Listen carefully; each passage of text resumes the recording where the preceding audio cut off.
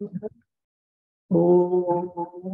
ज्ञानतिमिरन्धस्य ज्ञानाञ्जनशलाकया चक्षुरुन्मिलितं येन तस्मै श्रीगुरवे नमः। श्रीचैतन्यमनोभीष्टं स्थापितं येन भूतले स्वयं रूप कदा मह्यं ददाति स्वपदान्तिकं।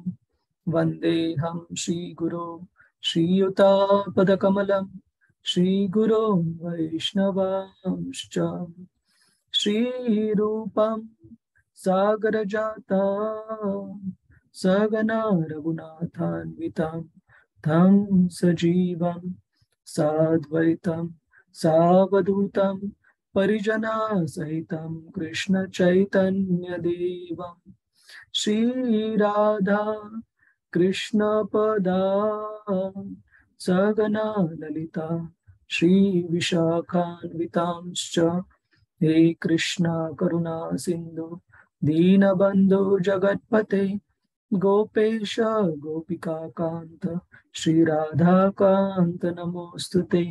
तप्त कांचन गौरांगी श्री राधे वृंदावनेश्वरी वृषभानुसुते देवी प्रणमामि हरिप्रिये। वाञ्छाकल्पतरुभ्यश्च कृपा सिन्धुभ्य एव च पतितानां पावनेभ्यो वैष्णवेभ्यो नमो नमः। नमः ॐ विष्णुपदाय कृष्णप्रेष्ठाय भूतले श्रीमते भक्तिवेदान्त स्वामी इति नामिने। नमस्ते सरस्वते देवी गौरवाणी प्रचारिणी निर्विशेष शून्यवादी पाश्चात्य देश तारिणी। जय श्री कृष्ण चैतन्य प्रभु नित्यानंद श्री अद्वैत गदाधर श्रीवासादि गौर भक्त वृंद। हरे कृष्णा कृष्णा कृष्णा हरे हरे हरे राम राम राम हरे हरे। हरे कृष्ण। तो आज हरे कृष्ण प्रभु जी माता जी। तो आज की चर्चा शुरू करने से पहले मेरी आप सबसे ये विनती है कि आज जो हम कुछ मुद्दे चर्चा करने जा रहे हैं जितना अच्छे से हो सके समझने की कोशिश कीजिएगा। बहुत बहुत सेंसिटिव को हम हिंदी में क्या बोलते हैं?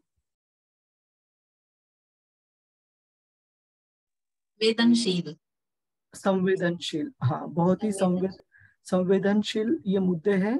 केवल अपनी कृष्ण भावना के लिए नहीं, लेकिन ये अगर मुद्दे हमने ठीक से समझे नहीं तो हम काफी दूसरे भक्तों की कृष्ण भावना को हानि पहुंचा सकते हैं, जाने अनजाने में बाकी लोगों के भी। तो इनको समझना बहुत जरूरी है और ये हमें भक्ति में आगे बढ़ने के लिए भी मदद करेंगे। अगर इसका ठीक से इस्तेमाल नहीं किया तो हमसे अपराध भी हो सकते हैं भगवान कृष्ण के भक्तों के प्रति। तो बहुत बहुत ध्यान रखना जरूरी है। ठीक है, तो मैं अभी स्लाइड्स शेयर करता हूँ।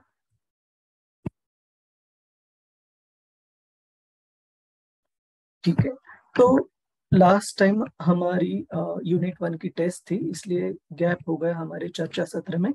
लेकिन उससे पहले हमने 7वें अध्याय में देखा था भगवान कृष्ण उनके बारे में श्रवण का महत्व बताते हैं। उनसे अगर हमें संबंध प्रस्थापित करना है, भगवान कृष्ण को जानना है, उनकी सेवा में जुड़ना है, तो श्रवणम का भगवान कृष्ण महत्व बताते हैं। और आगे भगवान कृष्ण बताते हैं कि जो व्यक्ति उन्हें समर्पित करते अपना सर्वस्व, अपना जीवन, वो कितने रेयर, सुदुर्लभ है ना। और ऐसे व्यक्ति जो, कौन सी श्लोक है वो, मनुष्याणाम सहस्रेषु कश्चित यतति सिद्धये यतताम अपि सिद्धानाम कश्चिन माम वेति तत्वतः। सिद्धये शब्द क्यों इस्तेमाल किया है? क्योंकि पिछला जो अध्याय था वो अष्टांग योग के ऊपर था, ध्यान योग के ऊपर था, जिसके लिए भगवान कृष्ण बताते कि ये सारे अष्टांग योग की जो योगिक सिद्धियां है वो हजारों में से एक व्यक्ति प्राप्त कर सकता है। और ऐसे हजारों व्यक्तियों में जिनके पास पूरी ये सिद्धियां प्राप्त है, कोई एक भगवान कृष्ण को उनके वो जैसे है वैसे एज इट इज फॉर्म में जानता है। तो कृष्ण का भक्त हजारों में से एक, मतलब 1/1 मिलियन ऐसे कृष्ण भक्त की सुदुर्लभता है। तो हमने बहुत बहुत, इसका मतलब ये भी है कि बाकी जो भक्त है हमारे आजू बाजू, हमने कितना ध्यान रखना चाहिए कि हमारे किसी गलत कहने की वजह से, हमारी किसी गलत कृति की वजह से उनकी कृष्ण भावना को हानि ना पहुंचे, और वो कृष्ण भावना से दूर ना चले जाए, है ना। श्रील प्रभुपाद जी के जो गुरु महाराज थे, श्रील भक्ति सिद्धांत सरस्वती ठाकुर, बहुत इस मुद्दे को जोर देते थे कि वो बताते थे कि किसी भी व्यक्ति को भक्त बनाने में it takes gallons and gallons of blood. इसका मतलब है कि gallons is a measure of liquid measurement, है ना। तो काफी सारे लीटर खून पसीना बहाना पड़ता है किसी एक व्यक्ति को कृष्ण का भक्त अच्छे से बनाने में। वो केवल ऐसे नहीं कि 6 सेशन कोर्स हो गया और भक्त बन गए, है ना। It's a life time process. तो इसी का मतलब दूसरा ये भी है कि हमने भक्त को कितना वैल्यू करना चाहिए, क्योंकि भगवान कृष्ण इतना चाहते हैं हमें, लाखों लाखों जन्मांतर तक वो हमारी वेट कर रहे हैं। और अभी कोई व्यक्ति उनके पास जाने के लिए जस्ट इच्छा जता रहा है, और हमने कितना केयरफुल रहना चाहिए कि उसको जितना हो सके सपोर्ट करें भगवान कृष्ण की ओर जाने के लिए। मैं बस एक छोटी सी कथा बताता हूँ इसी मुद्दे पर, और फिर हम आगे शुरू करते हैं। एक बार क्या हुआ कि शिला भक्ति सिद्धांत सरस्वती ठाकुर, जिन्होंने गौड़िया मठ की स्थापना की, उनके एक नई जगह पर एक मंदिर, एक मठ खुलने वाला था, और जिसके उद्घाटन के लिए शिला भक्ति सिद्धांत सरस्वती ठाकुर खुद आने वाले थे। शिला प्रभुपाद जी, उनको भी शिला प्रभुपाद कहते थे, शिला भक्ति सिद्धांत सरस्वती ठाकुर जी को। तो इस गौड़िया मठ मंदिर के उद्घाटन के लिए वे आए, लेकिन वे आने से एक दिन पहले दो भक्तों के ग्रुप में बोलिए, दो भक्तों में बोलिए, कुछ तो आर्ग्यूमेंट हो गया, अभी उसके डिटेल्स पता नहीं। लेकिन उस आर्ग्यूमेंट में एक भक्त नाराज होकर, उन्होंने मंदिर, जो ब्रह्मचारी थे वे मंदिर से त्याग कर मंदिर छोड़कर चले गए। और शिला भक्ति सिद्धांत सरस्वती ठाकुर जी आने के बाद उनको पता चला कि ऐसे ऐसी बात हुई है, और एक भक्त मंदिर छोड़कर चले गए। तो बहुत व्यथित हो गए, बहुत दुख हुआ उनको, और उन्होंने भक्तों को बोला। तो पहले शाम को वो पहुंचे थे, दूसरे दिन सुबह मंदिर का उद्घाटन था, और सब उद्घाटन के जो इनविटेशन कार्ड्स है या फिर पत्रिका वगैरह जो भी है वे पब्लिश हो गए थी, इनविटेशंस वगैरह सब कुछ गए हुए थे जो भी लोगों को इनवाइट किया था। लेकिन श्रील भक्ति सिद्धांत सरस्वती ठाकुर जी ने उस उद्घाटन को होल्ड करवाया, कि बोला हम पहले रुको, जो भक्त गए हैं उनको ढूंढ के निकालो, कहाँ पे है, कैसे है वो, क्यों गए, किसने उनको इतना नाराज किया कि वो दुख की वजह से भक्तों का संग छोड़कर चले गए। तो उन्होंने उस नए मंदिर के उद्घाटन को करने को ही मना कर दिया कि हम नहीं करेंगे जब तक उन भक्त का पता नहीं चलता, या फिर हम उनको समझाने की कोशिश नहीं करते। फिर डिवोटीज भी सारे टेंस हो गए कि गुरु महाराज ने ये चीज इतने सीरियसली ले ली, और अभी ये उद्घाटन रुक गया तो बाकी लोगों को भी बाहर समाज में पता चल गया कि भक्ति सिद्धांत सरस्वती ठाकुर जी ने इस उद्घाटन को रोक के रखा है जब तक ये भक्त का पता नहीं चलता। तो 3-4 दिन निकल गए। उन्होंने, जितना मुझे याद है, शायद पेपर में ऐड भी दिया था कि ये भक्त है, आपको किसी भी कारण जो बुरा लगा है हम उसके लिए माफी चाहते हैं, लेकिन हम बात करना चाहते हैं। तो डिवोटीज ने फिर सोचा कि ये भक्त मंदिर ज्वाइन करने से पहले क्या काम करते थे। तो उनको पता चला कि वो किसी घड़ी के दुकान में घड़ी दुरुस्त करते थे। तो फिर उस हिसाब से उन्होंने उस जगह की जो भी घड़ी की दुकानें हैं उनमें जा जाकर चेक करना चालू कर दिया, और बाद में किसी एक घड़ी की दुकान पर ये भक्त मिले। और जब उनको पता चला उन भक्त को कि मेरी वजह से, एक साधारण भक्त की वजह से गुरु महाराज जी ने मंदिर का नए उद्घाटन होल्ड कर दिया है, कि वो इतना चाहते हैं मुझे, तब वो रोने लगे और वो फिर से भक्तों के संग में आए। और शिला भक्ति सिद्धांत सरस्वती ठाकुर जी से जब मिले तो शिला भक्ति सिद्धांत सरस्वती जी के भी, ठाकुर जी के आंखों में आंसू थे, और उन भक्त के भी वो रो पड़े। कि ये दर्शाता है कि कितना प्रिय है हर कोई व्यक्ति जो भगवान की शरण ले रहा है, भगवान के कृष्ण के लिए कितना महत्व है उनका। क्योंकि हमारे लिए चाहे हजारों सौ भक्तों में से एक भक्त इधर उधर गया हो, भगवान कृष्ण के लिए हर एक जो जीव है उनकी विशेष ये है, बच्चा है, उनका विशेष चाइल्ड है। तो उन उसको अगर हम समझो कोई भी पिताजी का बच्चा जो सालों साल इधर उधर भटक रहा है और हमारे एक गलती की वजह से उसको पिताजी से मिलना उसका टल जाता है, तो बहुत बड़ी हानि है ना। तो बहुत बहुत हमें केयरफुल रहना चाहिए। तो ये मुद्दा हम आज चर्चा करने जाएंगे, ठीक है। तो आशा है आप सभी भक्तों की भगवत गीता की जो कॉपी है आपके साथ में है। तो हम फिर हमने 7वें अध्याय में आगे ये भी देखा था कि भगवान कृष्ण को जानने के लिए उनको उनकी जो एनर्जीज, उनकी जो शक्तियां हैं, जो आध्यात्मिक शक्ति और जो भौतिक शक्ति, spiritual energy and material energy, दोनों से कैसे जान सकते हैं। तो मटेरियल एनर्जी में हमने देखा था जो भौतिक प्रकृति है, और भूमिर आपो नलो वायु खम मनो बुद्धिर एवच, पृथ्वी, वायु, जल, अग्नि, आकाश, मन, बुद्धि, अहंकार, ये 8 जो भौतिक प्रकृति के अंदर आते हैं वे हमने चर्चा की थी। और जो आध्यात्मिक शक्ति है भगवान की वो है उनके अंश, जीवात्मा। तो उनको समझकर, उनकी शक्तियों को समझकर हम भगवान को समझ सकते हैं। और फिर हमने चर्चा की थी कि जो 4 प्रकार के पुण्यात्माएं हैं जो भगवान की शरण में आते हैं, और 4 प्रकार के जो मिसक्रिएंट्स, नराधम, अपरुत ज्ञाना, ये जो 4 अलग अलग प्रकार के दुष्कृतिना है, माया, अपरुत ज्ञाना, ये 4 प्रकार के दुष्कृतिना कैसे भगवान के शरण में नहीं आते। तो अब हम 7वें अध्याय में से 20वें श्लोक से आगे चर्चा शुरू करेंगे।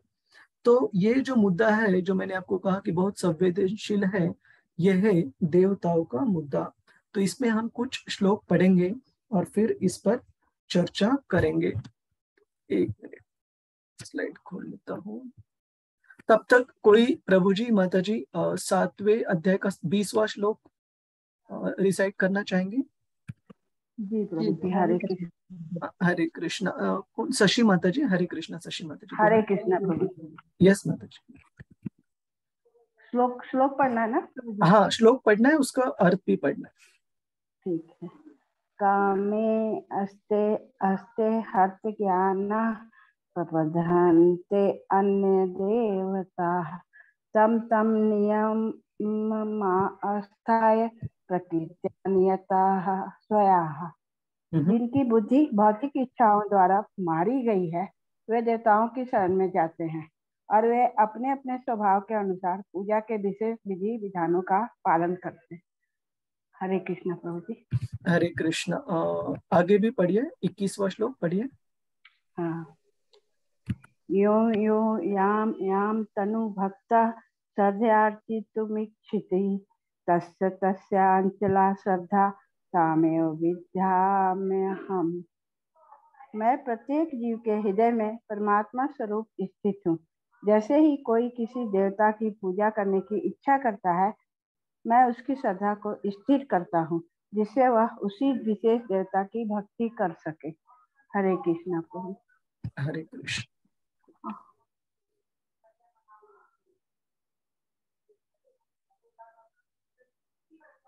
और कोई भक्त आगे पढ़ना चाहेगा? आप हाथ रेस कीजिए। श्लोक ही पढ़ना है, मैं पढ़ूं प्रभु जी? हरे कृष्ण प्रभु जी। हरे कृष्णा। हरे कृष्ण प्रभु जी। हरे हरे कृष्णा। यस माता जी।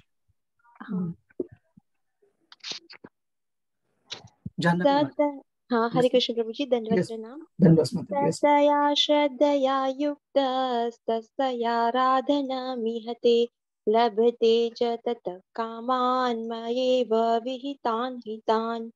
ऐसी श्रद्धा से समन्वित वह देवता विशेष की पूजा करने का यत्न करता है और अपनी इच्छा की पूर्ति करता है, किंतु वास्तविकता तो ये है कि ये सारे लाभ केवल मेरे द्वारा प्रदत्त है।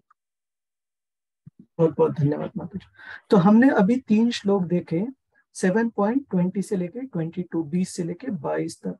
तो यहाँ पर भगवान कृष्ण बताते हैं कि वे कैसे हर एक जीव के, हर एक व्यक्ति के हृदय में वास कर रहे हैं, और किसी को अगर किसी देवताओं के पास भी जाना हो तो वे भगवान ही है जो उनको प्रेरित करते हैं या उनका विश्वास दृढ़ करते हैं उस देवता में।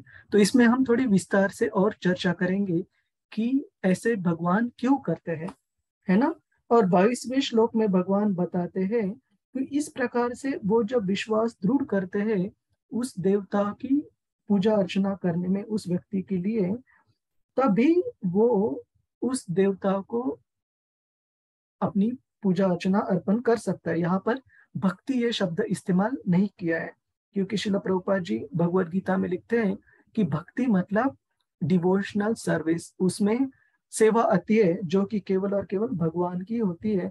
बाकी जो देवी देवताओं के प्रति जो पूजा अर्चना लोग अर्पण करते हैं वो मोर और लेस बिजनेस, मतलब आप मुझे कुछ दे दो उसके बदले में मैं आपको कुछ सौंप दूंगा, तो ये एक व्यापार हो गया, है ना। बट इन एक्चुअलिटी भगवान कृष्ण बताते 22वें श्लोक में, लेकिन वस्तुतः ये जो सारी चीजें अपनी भौतिक कामनाएं प्राप्त करने के लिए लोग देवी देवताओं से प्राप्त कर लेते हैं, वे देने वाले अंततः वो कहाँ से आती है, भगवान कृष्ण से ही आती है। तो इसके बारे में एक कथा आती है बाइबल में, और जो कि बहुत बहुत महत्वपूर्ण कथा है, वो है the story of a prodigal sun. Prodigal सन मतलब एक ऐसे बच्चा, बहुत ही नादान या बिगड़ा हुआ जो बच्चा है, बड़े बाप का एकदम बहुत अमीर है उनके पिताजी, है ना, लेकिन जो बेटा है वो एकदम बिगड़ा हुआ है, या फिर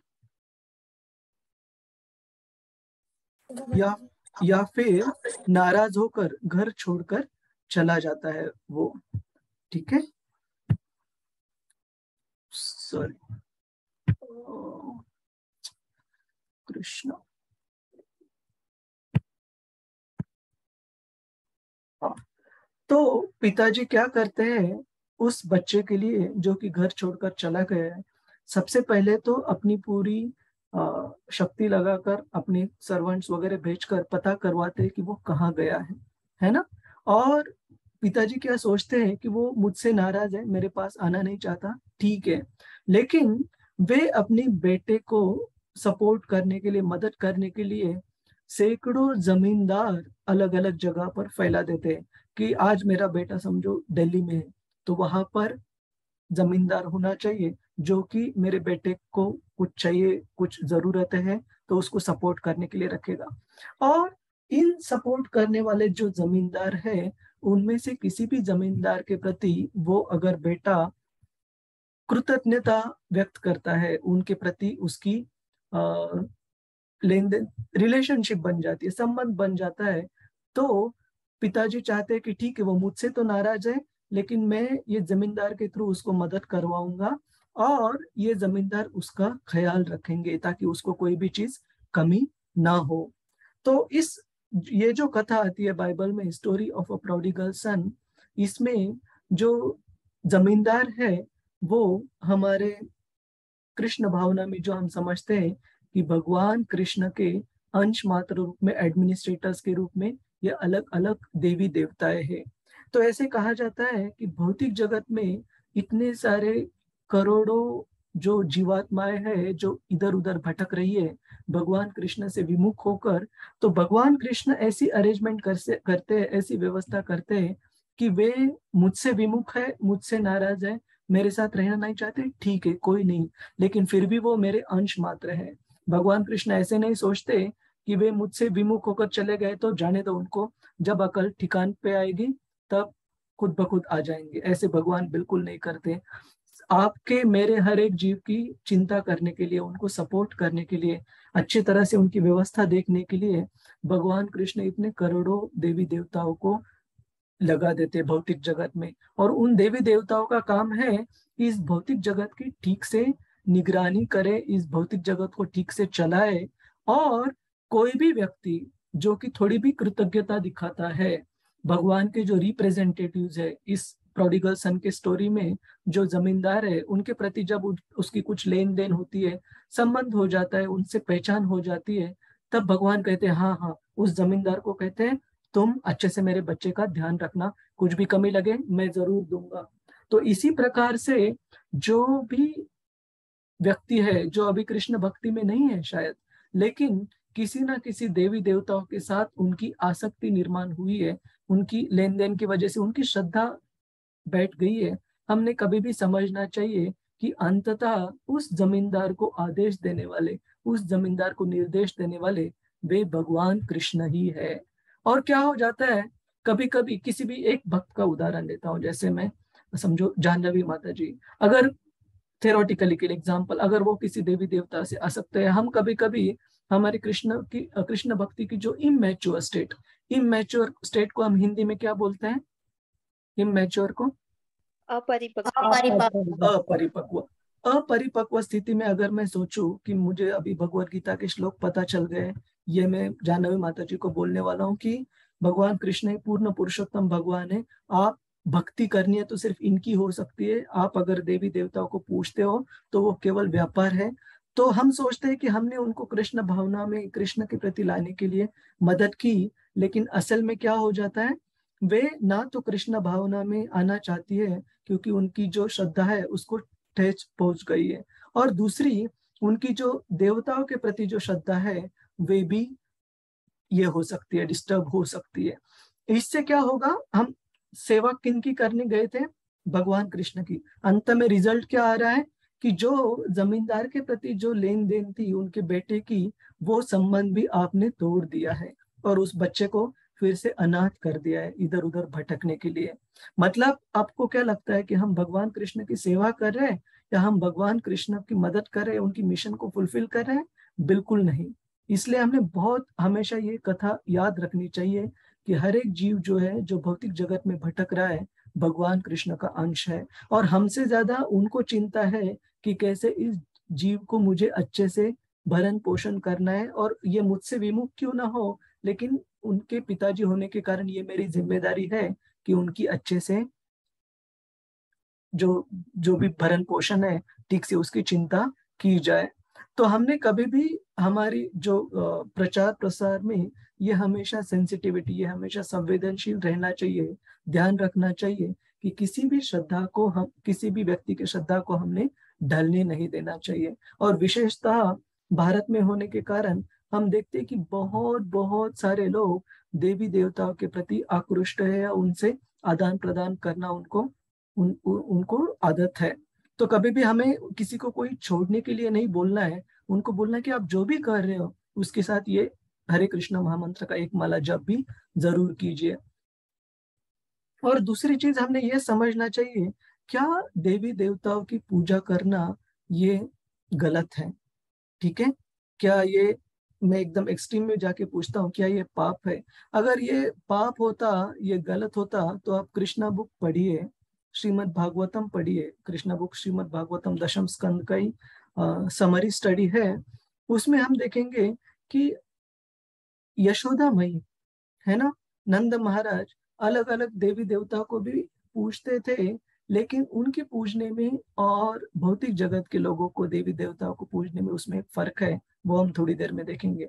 हम देखते हैं कि गोपीज, जो वृंदावन की जो गोपियां थी, कात्यायनी देवी की उन्होंने पूजा की थी। किस लिए पूजा की थी? भगवान कृष्ण को अपने पति के रूप में प्राप्त करने के लिए। तो हम देखते हैं कि इस भौतिक जगत के लोगों में और ब्रजवासियों में ये फर्क था। कृष्ण वो इंद्र की पूजा भी करते थे, गोवर्धन पूजा से पहले हर साल इंद्र पूजा भी होती थी। तो उनमें और जो भौतिक जगत के जो साधारण व्यक्ति है उसमें, उनमें फर्क ये था कि जो ब्रजवासी थे, काफी सारी देव देवता की जो पूजाएं थी, वे उनसे कुछ भौतिक चीजें मांगने के लिए पूछते नहीं थे, भगवान कृष्ण की सुरक्षा के लिए। ऑफ कोर्स वो कृष्ण को भगवान कृष्ण तो नहीं समझते थे, लेकिन अपना जो बालक है भगवान कृष्ण, उसके लिए यशोदा माई काफी सारे देवी देवताओं को उनकी रक्षण करने के लिए प्रार्थना करती थी। या फिर जो गोपियां थी, भगवान कृष्ण के प्रति उनके आसक्ति के कारण भगवान कृष्ण को अपने पति के रूप में प्राप्त करने के लिए कात्यायन देवी का वो व्रत करती थी। तो देवी देवताओं को आदर देने में बिल्कुल दिक्कत नहीं है और वो जरूर हमें देना चाहिए। लेकिन जो दिक्कत है वो है कि एक भक्त के रूप में जब हम किसी भौतिक चीजों को मांगने के लिए जाते हैं, तब देवी देवता भी बद्ध है कि जैसे मैं हमेशा उदाहरण देता हूँ कि एक अगर 18+ ईयर्स जो एडल्ट हो चुका है, अभी वयस्क हो चुका है, वो बच्चा अगर किसी दुकानदार के पास जाता है और 50 या 100 रुपए की नोट देता है सिगरेट का पैकेट लेने के लिए, वो दुकानदार उसे बोल नहीं सकता कि बच्चे ये तुम्हारे लिए अच्छा नहीं है। वो बोलेगा माइंड योर ओन बिजनेस, आप अपना काम देखिए, मुझे मत बताइए, क्योंकि मैं भी वयस्क हूँ, आपको नियम के अनुसार मुझे देना है, मैंडेटरी है। तो वो चुपचाप देना पड़ेगा। तो देवी देवता भी उसी तरह से बद्ध हो जाते हैं कर्म कांड सेक्शन में, अगर कोई व्यक्ति उनको पूजा अर्चना अर्पण करते हैं तो। लेकिन भक्त अगर भगवान और इसके लिए जाना चाहिए ऐसे नहीं बोल रहा हूं मैं, लेकिन अपना रिस्पेक्ट, अपना जो आदर है उनके प्रति हमेशा हमने मन बनाए रखना जरूरी है किसी भी। और दूसरी चीज ये कि उसमें से कुछ जो देवता गण है, जैसे हमारे ब्रह्मा जी है, जैसे शिव जी है, ये भगवान कृष्ण के शुद्ध भक्तों में आते हैं, शुद्ध भक्त की श्रेणी में आते हैं।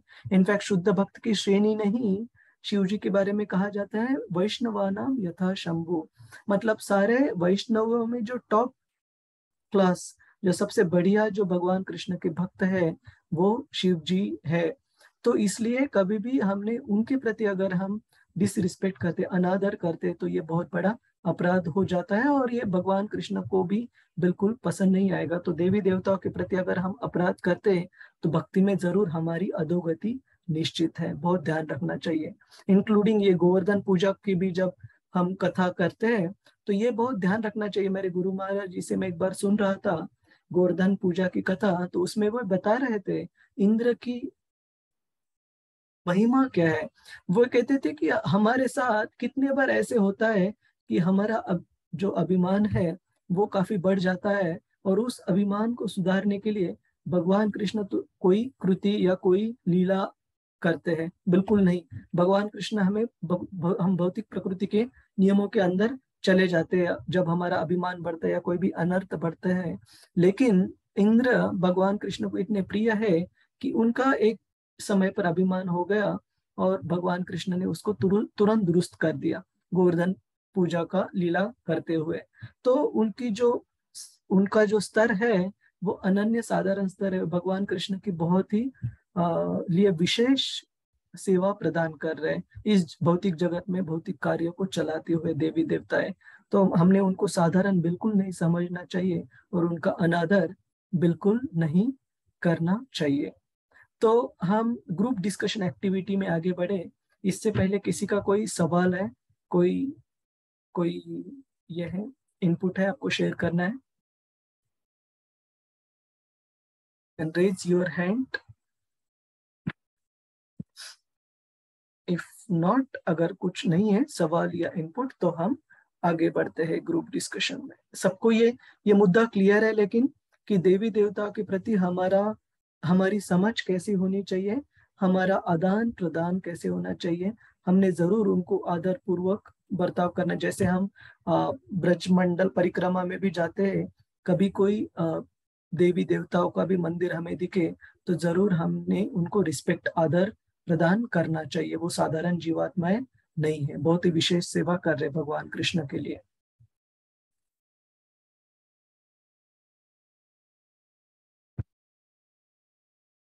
तो हम अभी ग्रुप डिस्कशन एक्टिविटी में जाएंगे, ब्रेकआउट रूम्स बनाएंगे।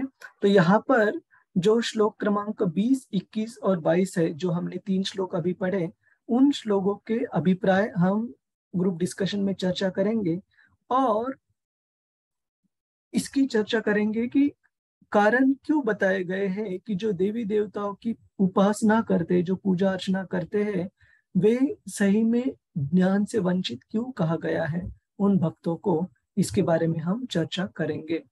तो यहाँ पर हम 2 ग्रुप्स बनाएंगे, हर एक ग्रुप में 5 भक्त रहेंगे, ठीक है। और इसके लिए आप ज्यादा से ज्यादा 5 से 7 मिनट लीजिए, उससे ज्यादा समय कृपया मत लीजिए, हमें बाकी भी स्लाइड्स कवर करने हैं। ठीक है, किसी को कोई सवाल है? यहाँ पर मैं कॉपी पेस्ट कर देता हूँ। जो रजनी माता जी, ये क्लियर है एक्टिविटी, क्या चर्चा करनी है? यस प्रभु जी, वही ना कि उनको बारे में बताना है ना, उनकी उपासना के बारे में, देवता हाँ, की। क्यों जो भी देवी देवताओं की उपासना करते हैं उनको ज्ञान से वंचित क्यों माना गया है भगवत गीता में? तो आपको 3 श्रील प्रभुपाद जी के तात्पर्य पढ़ने हैं ग्रुप में, 20, 21, 22, 20, 21 और 22 श्लोकों के। ठीक है, okay Prabhu ji. so now we will create breakout rooms and we will give around 6 to 7 minutes, ज्यादा मत लीजिएगा।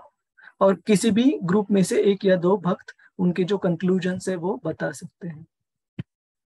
हरे कृष्ण।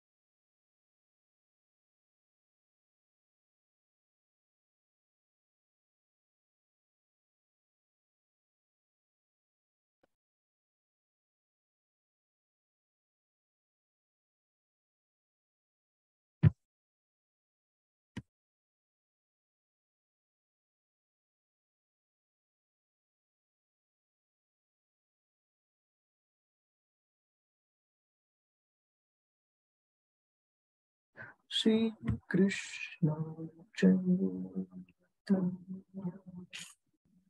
प्रभु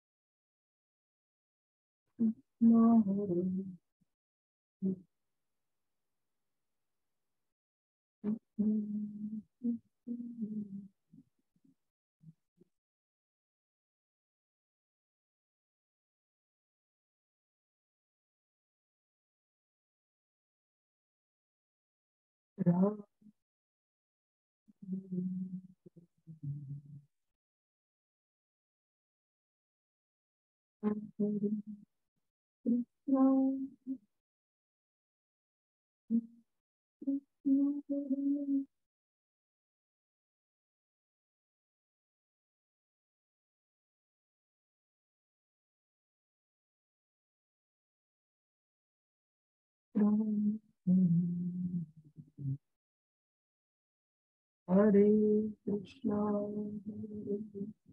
Krishna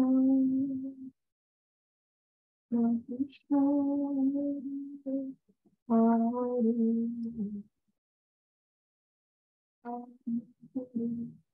Ram.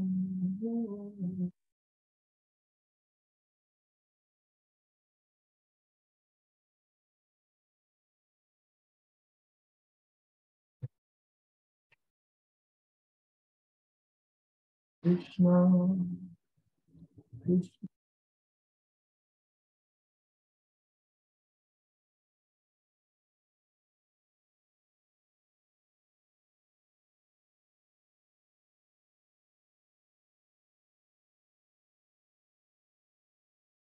Hare Krishna, Hare Krishna, Hare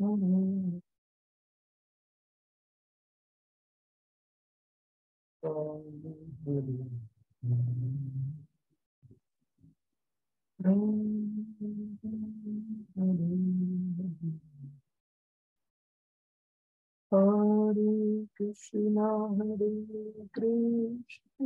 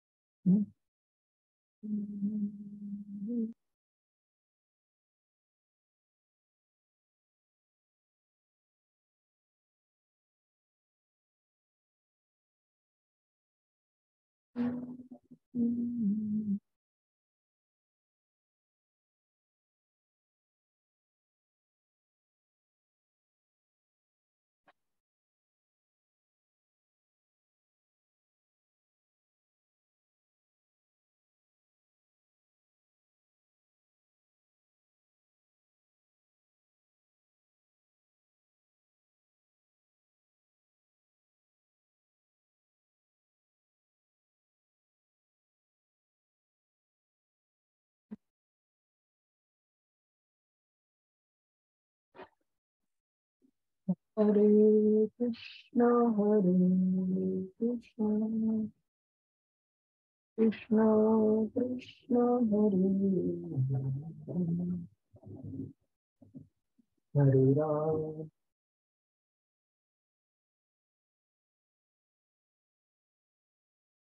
Hare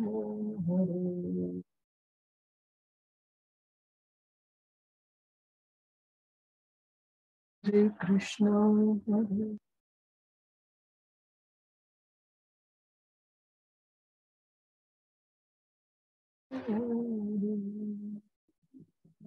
Hare Ram, Hare Ram,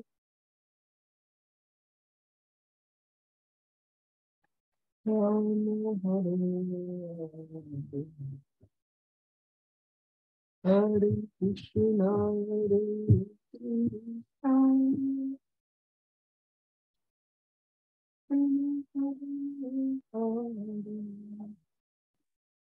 Hare Ram,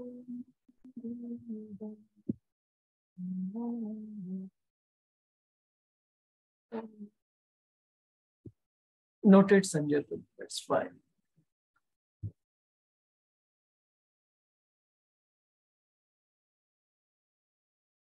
Krishna प्रभु जी, हरे कृष्णा। तो मैं ग्रुप से बाहर हो गई।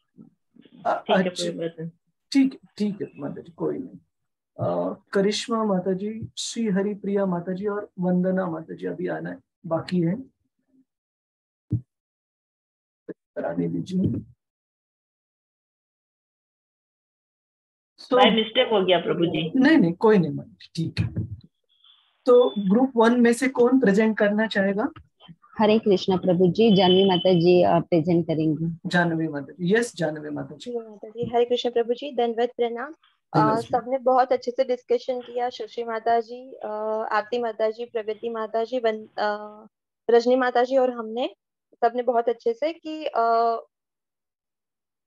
प्रभु जी स्लाइड, हाँ, कि उन कारणों का पता लगा है कि क्यों देवता उपासकों के ज्ञान के वंचित माना जाता है। तो देवताओं के जो पूजक होते हैं वो छोटी छोटी इच्छाओं के द्वारा प्रेरित होते हैं और वो रजस और तमस गुण से प्रेरित होते हैं। सत्य उनमें कम होता है।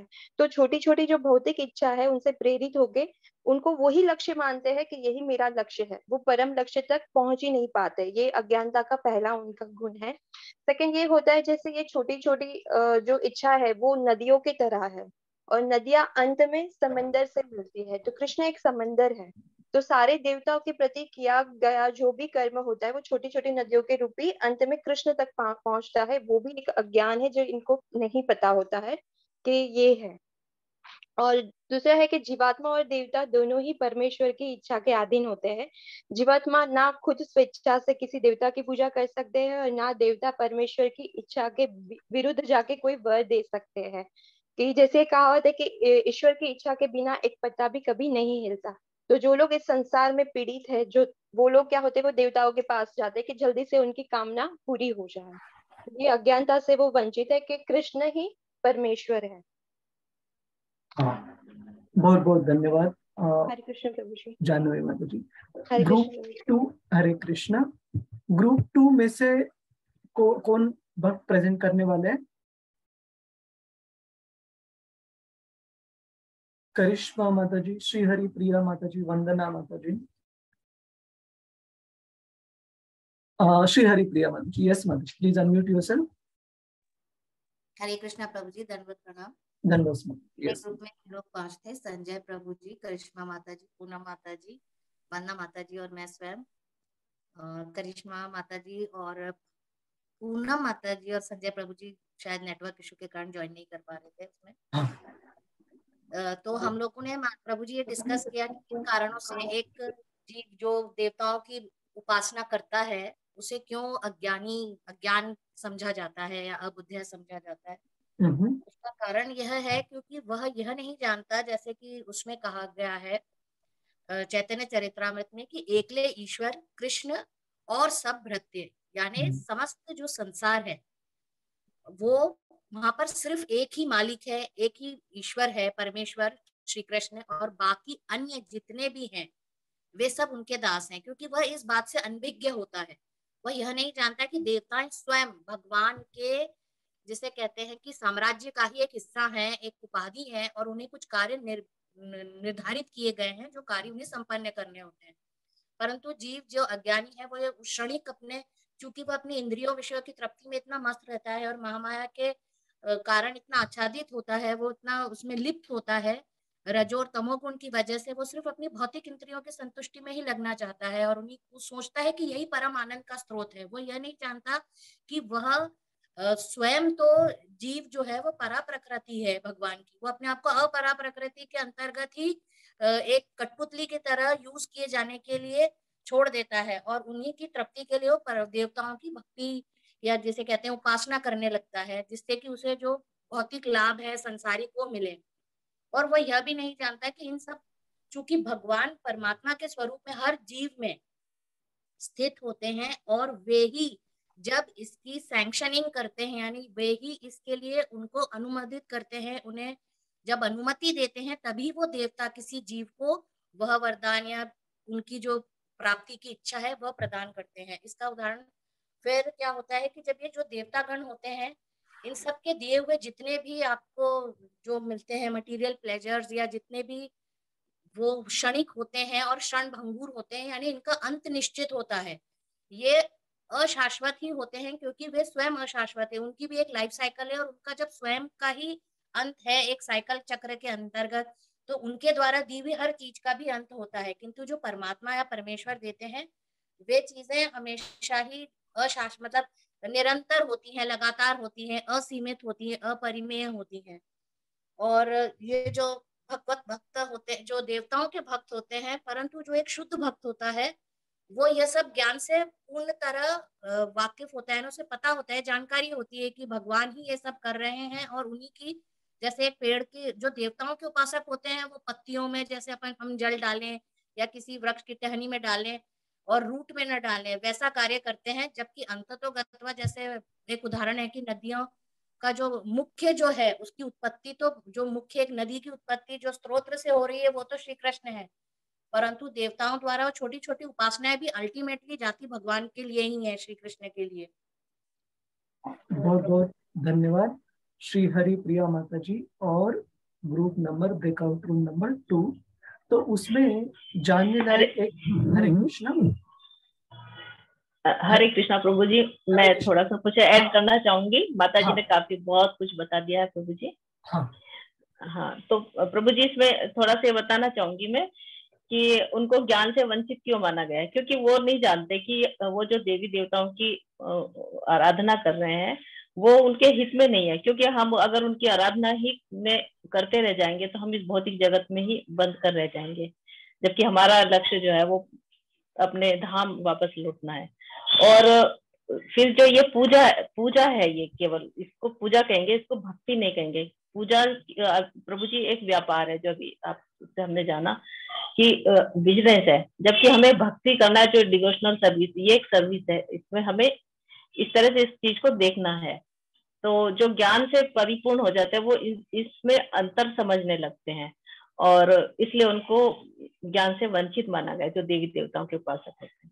हाँ, हरे कृष्ण। और 20वें श्लोक के तात्पर्य में श्रील प्रभुपाद वो जो फेमस श्लोक है श्रीमद् भागवतम में से उसे भी कोट करते हैं, अकामो सर्व कामो व मोक्ष कामो उदारधि तीव्रेन भक्ति योगेन यजेत पुरुषम परम। तो अगर कोई भौतिक इच्छा भी है तो भी भगवान कृष्ण के पास जाना चाहिए, जैसे ध्रुव महाराज गए थे। ठीक है। और एक महत्वपूर्ण, बहुत बहुत धन्यवाद दोनों ग्रुप के भक्तों को, इतने अच्छे से आपने चर्चा की और प्रेजेंट किया। हरे कृष्णा। प्रभु जी, एक बात, एक एग्जांपल मैं बताना चाह रही थी। जो आपने बताया था कि एक 18 वर्ष का जो बालक है, अगर आपकी अनुमति हो तो मैं उसको आपने कहा था एक अडल्ट हो जाता है जब एक बच्चा तो उसको जाके 100 या रुपए की सिगरेट ले पाता है। तो और यदि वही जैसे कहें कि किसी मदिरालय में जाता है तो उसे वो मिलता है, वहां पे रोक नहीं सकते कि I am an adult, you can not stop me.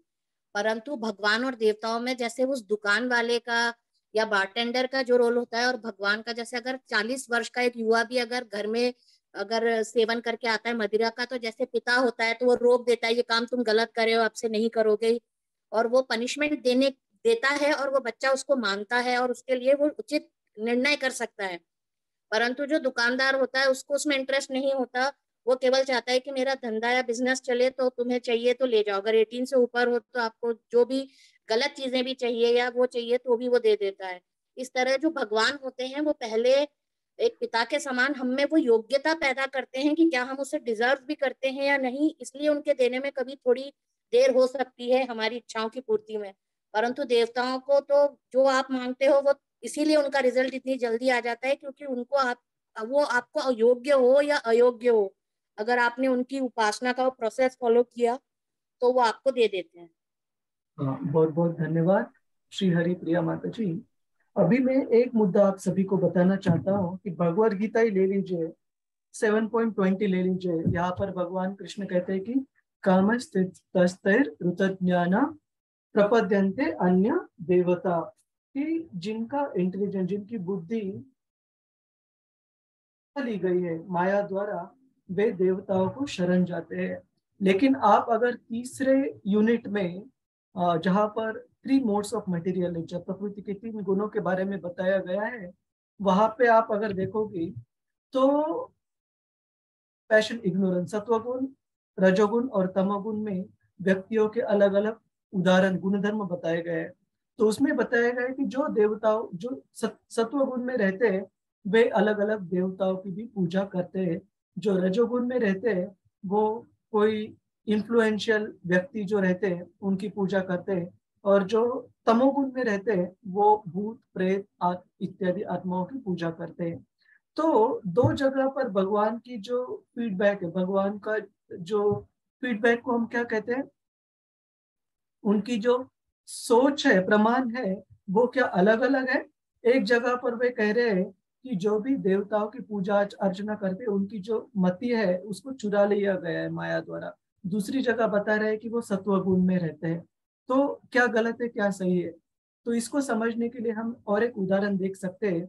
जैसे एक माता पिता है, उनके 2 बच्चे हैं, ठीक है, और 2 बच्चों में एक बच्चा ऐसे है जिसके हमेशा 90-95% मार्क्स आते हैं, ठीक है, और एक बच्चा है जो एकदम जस्ट ऑन द बॉर्डर पास हो जाता है जैसे तैसे।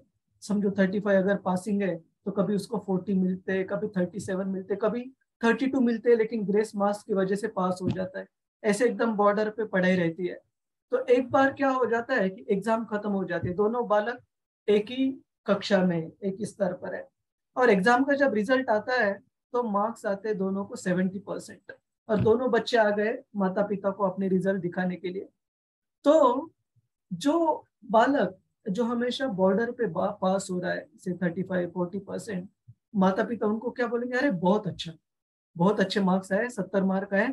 लेकिन जो 90-95% लाने वाला बालक है वो भी अगर अपना रिपोर्ट कार्ड दिखाएगा कि मेरे भी 70 आए, और पिताजी उसको बड़ी डांट देंगे कि ये क्या मार्क है, ये भी कोई मार्क्स हो गए, बिल्कुल नहीं, वो नाराज हो जाते हैं। तो ये बालक सोचता है कि अरे दोनों के 70 मार्क आए लेकिन उसे तो इतनी सराहना की गई और मुझे तो एकदम डांट पड़ी, ऐसे क्यों, दोनों के समान मार्क आए तो दोनों को समान तरीके से ट्रीट करना चाहिए। लेकिन एक बच्चे की जो कैपेसिटी है, कैपेबिलिटी है, वो अलग है, दूसरे बच्चे की कैपेसिटी अलग है। एक बच्चा हमेशा जस्ट बॉर्डर पे पासिंग मार्क्स आते तो माता पिता उसको सराहना कर रहे, उसको एनकरेज कर रहे कि 70 मार्क लाए, बहुत अच्छे लाए, ताकि वो अगली बार इससे भी अच्छे मार्क्स के लिए प्रयास कर सके। लेकिन जो पहले 90-95% क्वालिफाइड जो बालक है, उसने अगर 70 मार्क्स आके अगर वो खुश होकर माता पिता के पास जाए तो ऑब्वियसली डांट पड़ेगी, क्योंकि उससे अपेक्षा कई ज्यादा है। उसी प्रकार से हमने देखना चाहिए कि ये जो दोनों भगवान कृष्ण की जो स्टेटमेंट है, एक जगह पर वो देवता के जो उपासक है उनको सत्वगुण में बता रहे हैं, लेकिन दूसरी जगह पर वे बता रहे हैं कि जो देवताओं के उपासक है उनकी बुद्धि माया द्वारा चुराई गई है। तो ये दोनों स्टेटमेंट अलग अलग कॉन्टेक्स्ट में है, इसको मिस इंटरप्रेट या मिस अंडरस्टैंड नहीं करना है। किसी को कोई डाउट है इस पर कि देवताओं की वर्शिप, देवताओं के जो पूजा अर्चना करने और उनका स्तर क्या है, भगवान कृष्ण किस तरीके से उनकी भी सराहना कर रहे हैं एक स्तर पर, लेकिन भक्तों के लिए वो स्तर मतलब है कि 90-95% वाला बच्चा 70% वाले मार्क्स लाकर पिताजी के पास आ जाए तो डांट तो मिलेगी। तो यहाँ भगवान भक्तों के लिए डांट दे रहे हैं, ठीक है, 70% नहीं लाना है, ठीक है। श्री हरिप्रिया माता जी, प्रगति माता जी, बाकी प्रभु जी माता जी, ये क्लियर है पॉइंट? जी जी प्रभु जी। तो हम अभी आगे बढ़ते हैं।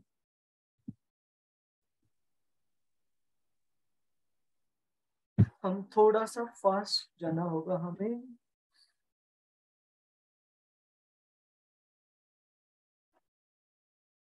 तो जिन माता जी या प्रभु जी ने अभी तक पढ़ा नहीं है उनसे हम विनती करेंगे कि वे अभी कुछ स्लाइड्स पढ़ेंगे। तो यहाँ पर आरती माता जी, हरे कृष्णा, आप पढ़ना चाहेंगे? हरे कृष्णा प्रभु जी, दंडवत प्रणाम। यस माता जी। 7:20-23 देवता उपासक। हाँ, एक मिनट, हाँ एक मिनट, ये हमने पढ़ दिया था क्या? अंतवंतु 22 तक, हाँ 23 से शुरू करें, अंतवंत, यस 23। अंतवत्तु फलम तेषां तद्भवत्यल्पमेधसां देवान् देवयो यान्ति मद्भक्ता यान्ति मामपि। नेक्स्ट स्लाइड, एक मिनट का।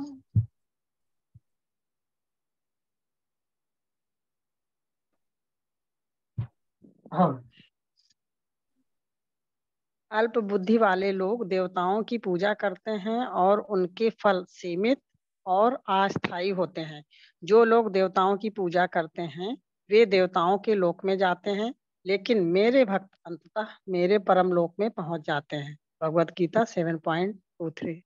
हाँ, तो इसके बारे में, हरे कृष्ण, इसके बारे में भी हम कुछ कुछ उदाहरण देख सकते हैं इवन भगवान कृष्ण के वृंदावन लीलाओं में भी। जैसे हम देखें कि भगवान कृष्ण के वृंदावन लीलाओं में जो नंद महाराज के आंगन में जो यमलार्जुन वृक्ष थे, है ना, वो कौन थे? वो कुबेर के दो बेटे नल कुबेर और मणिग्रीव, जो कि अपने एक भक्त के प्रति अपराध की वजह से, नारद मुनि के प्रति अनादर करने की वजह से उनको एक वृक्ष के शरीर में जन्म प्राप्त हुआ था। और भगवान कृष्ण ने बाल्य लीला में, जब दामोदर लीला के बाद उन दोनों यमलार्जुन वृक्षों को गिराया, तब वे भगवान को प्रार्थना अर्पण करते हैं और उनको पुनः अपनी देवताओं का शरीर प्राप्त हो जाता है। तो काफी बार ये प्रश्न भक्तों को आता है कि अरे ये तो दो ऐसे व्यक्ति थे जिन्होंने भगवान की बाल्य लीलाओं को उनको देखने को मिली, कि जो कि नंद महाराज यशोदा माई के बाद जो सबसे ज्यादा बाल्य लीला देखी होगी वो गोपा गोपियों से भी ज्यादा इन यमलार्जुन वृक्षों ने देखी, क्योंकि जब कृष्ण और बलराम बड़े हो रहे थे नंद महाराज के आंगन में तो वो वहीं पे प्रेजेंट थे। तो कोई सोच सकता है कि इतनी सारे भगवान कृष्ण की लीला अनुभव करने के बाद, भगवान कृष्ण को इतनी अच्छे से प्रार्थना अर्पण करने के बाद ये स्वर्गलोक कैसे चले गए? तो हमने कभी ये हमारी जो अंडरस्टैंडिंग है समझ है, इसको सुधारना चाहिए कि स्वर्गलोक गया मतलब वो कोई केवल जो इंद्रियों का अनुभव है, जो इंद्रियों के प्रति जो आनंद है वो उपभोग करने के लिए गया होगा और वो व्यक्ति पतित है। ऐसे नहीं है। काफी सारे देवी देवता है, वो स्वर्गलोक में रहने दीजिए, लेकिन वहां पर भी वो अपने जीवन को पूरी तरीके से सिद्ध कर सकते हैं। और इस भौतिक जगत के बाद, जब ब्रह्मा जी के आयु के बाद जो प्रलय होगा या ब्रह्मा जी के दिन खत्म होने के बाद, तो वो back home, back to God, भगवत धाम भी जा सकते हैं। तो कभी भी हमने ये नहीं सोचना चाहिए कि अरे इनको तो भगवान की इतनी लीलाओं का स्मरण हुआ, देखने को मिला, फिर भी उनको स्वर्गलोक क्यों प्राप्त हुआ? क्योंकि वो स्वर्गलोक से पतन हुआ था और वो जो स्तर था वो उनके लिए एक हाईएस्ट, एक क्या बोल सकते हैं, बेंचमार्क था, जहां से उनका पतन हुआ था वही प्राप्त करने की उनकी इच्छा थी, उसमें गलत नहीं है ना। जैसे ब्रह्मा जी के बारे में भी ऐसे कहा गया है कि कोई भक्त अगर बहुत अच्छे से ब्रह्मचर्य का पालन करेंगे पूरे जन्म भर, तो अगर वो अंत में किसी कारण भगवत धाम नहीं भी जा पाते तो भी उनको ब्रह्मचर्य पालन करने की वजह से ब्रह्मलोक की प्राप्ति जरूर होगी। और वहां पर ब्रह्मा जी, जो कि हमारे ब्रह्मा जी शुद्ध भक्त है, उनको अच्छे तरह से बची हुई ट्रेनिंग देकर उस जगत के प्रलय के बाद उनको भगवत धाम लेकर जाएंगे। तो कोई अगर डायरेक्टली यहाँ से, सिंगापुर से मैं डायरेक्टली इंडिया आता हूँ या सिंगापुर से कहीं और एक स्टॉप लेकर इंडिया जाता हूँ, थोड़ा ज्यादा समय लगेगा, लेकिन महत्वपूर्ण है कि अंतिम गंतव्य स्थान पर वे पहुंच रहे हैं। तो कभी भी हमने ये नहीं समझना चाहिए कि ये लोग क्यों देवताओं के लोकों पर, स्वर्गलोक में पहुंच गए। उसमें कुछ थोड़ा सा समय लगेगा भगवत धाम जाने में, लेकिन एज लॉन्ग एज गंतव्य स्थान, अंतिम स्थान फिक्स्ड है, उनको हमने कम, लेकिन हमने हमारे लिए ऐसे कभी नहीं सोचना चाहिए कि मैं भी थोड़ी देर अगर स्वर्गलोक जाने की मौका मिले तो बहुत अच्छा है, थोड़ा उपभोग कर कर जाएंगे। अगर वैसी सोच रखेंगे तो क्या हो जाएगा अपना, स्वर्गलोक में जाएंगे, उपभोग करेंगे और फिर से इस पृथ्वीलोक पर आना पड़ेगा शुद्धिकरण के लिए। तो किसी और के लिए हमने ये कभी ऐसे सोचना समझना नहीं चाहिए। इस पर किसी को डाउट है? रजनी माता जी, कोई डाउट है इस पर? नहीं प्रभु जी। ठीक है, हम आगे बढ़ते हैं। आरती माता जी कंटिन्यू कीजिए, कुछ स्लाइड्स हम कंटिन्यू करेंगे। इस संसार के भीतर ग्रह, देवता और उनके उपासक सभी नाशवान हैं। इसलिए इस श्लोक में स्पष्ट रूप से कहा गया है कि देवताओं की पूजा करने से प्राप्त सभी परिणाम नाशवान होते हैं और इसलिए ऐसी पूजा कम बुद्धिमान जीव द्वारा की जाती है। तात्पर्य 7.23। तो ये कहा गया है 90-95% वाले बच्चे के लिए, तो इसको गलत नहीं समझना है। आगे पढ़िए माता जी। देवन देव यजो यान्ति मद भक्ता यन्ति मम अपिम। जो लोग देवताओं की पूजा करते हैं वे देवताओं के लोक में जाते हैं, लेकिन मेरे भक्त अंततः मेरे परम लोक में पहुंच जाते हैं। भगवद गीता 7.23। हाँ, तो यहाँ पर एक श्रील प्रभुपाद जी की किताब है नेक्टर ऑफ इंस्ट्रक्शन, हिंदी में क्या कहते हैं हम, उपदेशामृत। उसमें एक स्टेटमेंट श्रील प्रभुपाद जी का आता है। श्रील प्रभुपाद जी लिखते हैं, Krishna consciousness the process is so strong and pure that once having begun one is dragged to ultimate success. कि कृष्ण भावना की ये जो पूरी जो पद्धति है वो इतनी शक्तिशाली और इतनी शुद्ध है कि एक बार किसी ने इसमें शुरुआत कर ली तो अंततः एकदम अंतिम लक्ष्य तक उस व्यक्ति का जो ये है वो निश्चित है। थोड़ी देर इधर उधर लग जा सकती है, लेकिन भगवान कृष्ण उसको बिल्कुल अंतिम लक्ष्य तक बिल्कुल लेके जाएंगे इस भक्ति के पद्धति द्वारा। तो हम आगे पढ़ते हैं।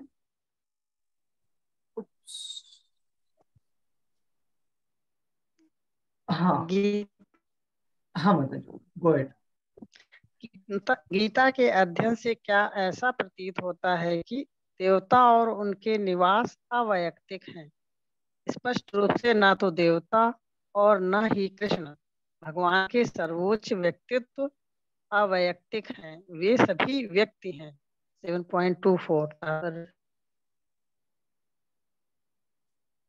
यहाँ पर अब भगवान कृष्ण 24वें श्लोक में 24th वर्स में ऐसे लोगों के प्रति बता रहे हैं जो कि ये सोचते हैं कि भगवान कृष्ण, एक मिनट में यहाँ हिंदी श्लोक का अनुवाद खोलता हूँ। 24 कोई पढ़ सकता है 24 का अनुवाद भगवद गीता? हाँ हाँ मतलब जी।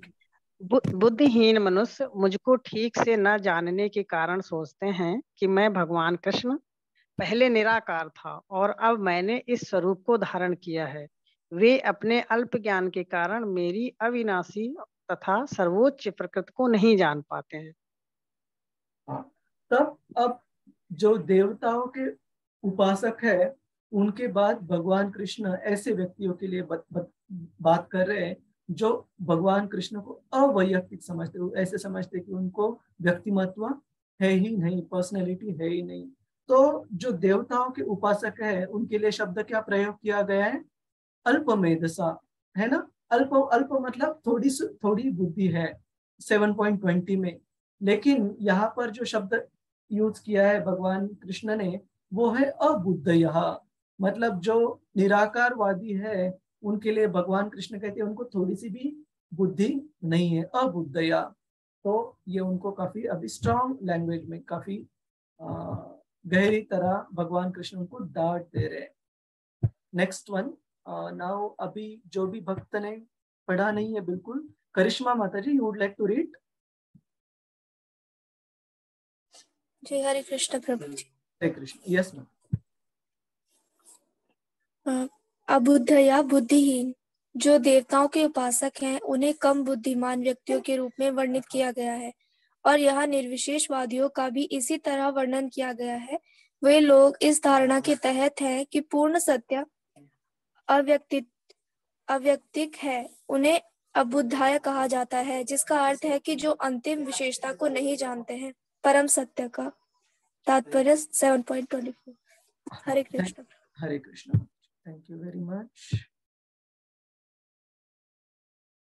हाँ, तो इस पे हम ग्रुप डिस्कशन नहीं करेंगे, हम कंक्लूड यहाँ पर आगे करेंगे। कृष्ण अपनी आंतरिक शक्ति से स्वयं को ढक लेते हैं, ये बताया गया भगवान कृष्ण द्वारा अगले श्लोक में जो है 7.25। नाहम प्रकाश सर्वस्य योग माया समावृतः मूढ़ोयम नाभिजानाति लोको माम अजम अव्ययम। इसका मतलब है कि भगवान ये खुद के अधिकार में रखते हैं किसको उन्होंने अपने आप को दर्शाना है और किन व्यक्तियों से अपने आप को ढक कर रखना है। ये भगवान कृष्ण खुद तय करते हैं। वे नोबडी कैन फोर्स हिम, कोई उनको जबरदस्ती नहीं कर सकता उनको दर्शाने के लिए, है ना, वो स्वराट है। और इस प्रकार से वे खुद के बारे में बताते हैं, वेदाहम समतीतानि वर्तमानानि च अर्जुन भविष्यानि च भूतानि माम तु वेदना कश्चन। वो पास्ट, प्रेजेंट एंड फ्यूचर, भूतकाल, वर्तमान काल और भविष्य के बारे में पूरी तरीके से जानते हैं, लेकिन भगवान कृष्ण को पूरी तरीके से कोई नहीं जान सकता। इसका मतलब श्रील प्रभुपाद तात्पर्य में बताते हैं कि जो बड़े बड़े देवताएं हैं, जैसे ब्रह्मा जी है, शिव जी है, या बाकी भी जो महान देवी देवता है, वे भी भगवान कृष्ण को केवल उस स्तर पर ही जानते हैं जहां तक भगवान कृष्ण उनको रिवील करते, दर्शाते हैं। जैसे हम कृष्ण बुक में एक कथा आती है, एक बार नारद मुनि जब द्वारका में जाते हैं, तब द्वारका में ब्रह्मा जी भी भगवान कृष्ण से मिलने आते हैं। लेकिन ब्रह्मा जी जब मिलने आते हैं भगवान कृष्ण से, तो भगवान कृष्ण अपने शैया पर लेटे रहते हैं और उनको उनके सेवक आकर बताते हैं, आपको ब्रह्मा जी मिलने आए। तो भगवान कृष्ण को यह पता चलता है कि उनके मन में ही थोड़ा सा मान हुआ, अभिमान हुआ है।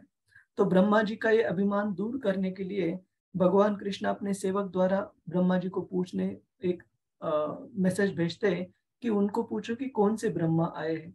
और ब्रह्मा जी को काफी सरप्राइज लगता है, कौन से ब्रह्मा मतलब क्या, मैं अकेला तो ब्रह्मा हूँ इस भौतिक जगत में, इस पूरे विश्व में। उनको ये पता ही नहीं था कि अलग अलग विश्व में भी अलग अलग प्रकार के ब्रह्मा है, जिनके अपने ब्रह्मा जी इसमें से सबसे छोटे हैं, 4 ही सर है उनके। ऐसे अलग अलग ब्रह्मा जी को भगवान कृष्ण बुलाते अलग अलग विश्वों में से, यूनिवर्सेस में से। वहां पर किसी ब्रह्मा जी के 10 हेड, 10 सर रहते हैं, किन्हीं के 50, 100, 1000, मिलियंस से भी ज्यादा। और फिर अपने ब्रह्मा जी को पता चलता है कि मैं अपने आप को इतना महान, इतना महत्वपूर्ण समझ रहा था, लेकिन भगवान कृष्ण के इस क्रिएशन में, इस पूरे सृष्टि में मेरा स्थान क्या है, बहुत बहुत निम्नतम है, बहुत बहुत छोटा है। ठीक है, फिर हम आगे बढ़ते हैं। गो अहेड करिश्मा माता जी, हरे कृष्णा।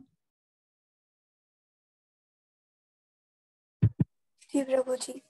योग माया समावृता, मेरी आंतरिक शक्ति से आच्छादित वे सूर्य के समान है और माया बादल के समान है। भौतिक दुनिया में हम देख सकते हैं कि सूर्य है और बादल है और विभिन्न तारे और ग्रह हैं।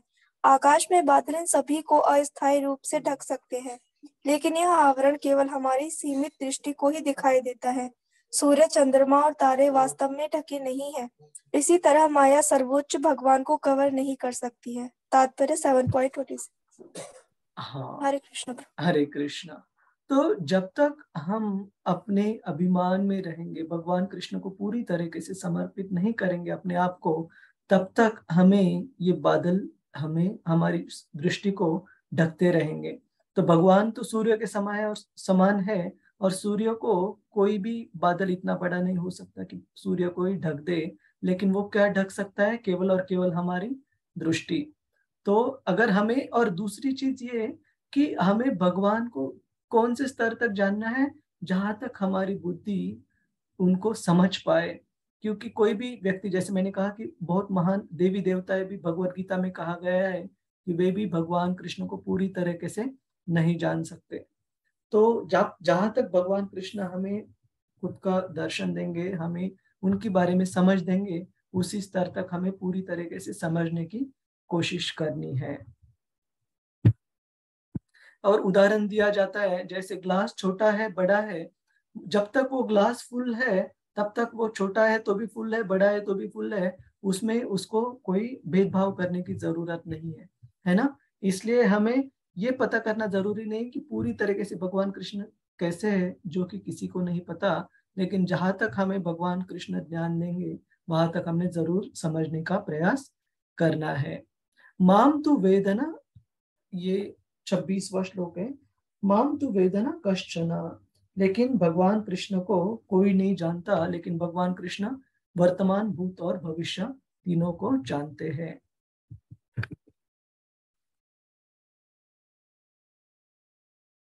और अंत में भगवान कृष्ण यहाँ पर बताते हैं 28 से लेकर 30वें श्लोक तक कि O sign of Bharata, O conqueror of the foe, all living entities are born into delusion, bewildered by dualities arisen from desire and hate. तो भगवान कृष्ण दो चीजों के बारे में यहाँ पर बता रहे हैं, इच्छा द्वेष समुत्थेन। इच्छा और द्वेष इन दोनों के वजह से, इन दोनों के मोहजाल में अटकने की वजह से जो भी कोई बद्धात्मा रहती है वे भगवान कृष्ण को पूरी तरह से समझ नहीं पाती है। हे भारत के वंशज, शत्रु के विजेता सभी जीव मोह में पैदा होते हैं। इच्छा और घृणा से उत्पन्न द्वैत मतलब ड्युअलिटी, द्वैत से मोहित हो जाते हैं और भगवान कृष्ण को समझ नहीं पाते। तो अभी ये हम क्लास के लिए यहाँ पर सवाल पूछेंगे कि कृष्ण भक्ति के अभ्यास के लिए पुण्य कर्म का क्या महत्व है। कौन बता सकता है? आप हाथ रेज कर सकते हैं। ये हमने 7:15 में देखा था, 7:16 में, 15 में नहीं। पुण्य कर्म का क्या महत्व है कृष्ण को जानने के लिए? पूनम माता जी, हरे कृष्ण। हरे कृष्णा प्रभु जी। जैसे कि हम जानते हैं कि पुण्य कर्म करने से स्वर्ग की प्राप्ति होती है, लेकिन किसकी प्राप्ति होती है? स्वर्ग की प्राप्ति। ओके। लेकिन भगवत प्राप्ति नहीं हो पाती प्रभु जी। उसमें तो ये है ना कि अगर हमारे पुण्य कर्मों का जो संचय है, संचित कर्म है, वो समाप्त हो जाएंगे तो पुनः पृथ्वी पर हम फेंक दिए जाएंगे। हाँ, तो लेकिन हम अगर कोई व्यक्ति पुण्य कर्म करके स्वर्ग में पहुंच जाता है, स्थान प्राप्त कर लेता है, तो वहां पर रहकर वो अपनी भक्ति को आगे बढ़ा सकता है, प्रगति कर सकता है। इस तरह से वो फिर धीरे धीरे भगवान के धाम को प्राप्त कर सकता है। लेकिन आप एक बार 16वें श्लोक का ये पढ़िए, अर्थ पढ़िए, 7:16।